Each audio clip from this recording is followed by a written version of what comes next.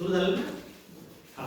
तर मुलांनो बघा, आपण आपल्या वर्गामध्ये, आपण आपल्या शाळेमध्ये सुद्धा उपक्रम एक सुरू केलेला आहे आणि तोच उपक्रम आपण आपल्या वर्गासाठी सुद्धा ठेवलेला आहे.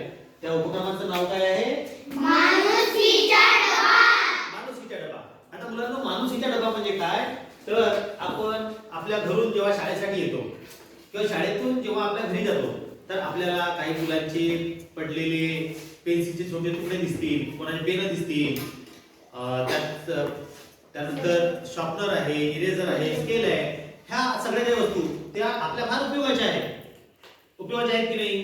फार उपयोगाच्या आहेत. पण कुठेतरी पडलेल्या दिसतात, तर आपण काय करायचं? त्या पडलेल्या वस्तू आपण या डब्यामध्ये आणून टाकायच्या आहेत. हे बघा, इथं पडलेल्या वस्तू आणून टाकायच्या आहेत आणि मग ह्या वस्तू आणून टाकल्यानंतर ज्यांना गरज असेल, एखाद्या वेळी तुमची पेन्सिल लवकर संपली, पेन लिहतच नसेल, पेन्सिलची गरज आहे किंवा स्केलची गरज आहे, अशा वेळेस या माणुसकीच्या डब्यातून ती वस्तू घेऊन जायची आणि आपलं काम करायचं आणि पुन्हा याच्यात ठेवायचं. समजलं का?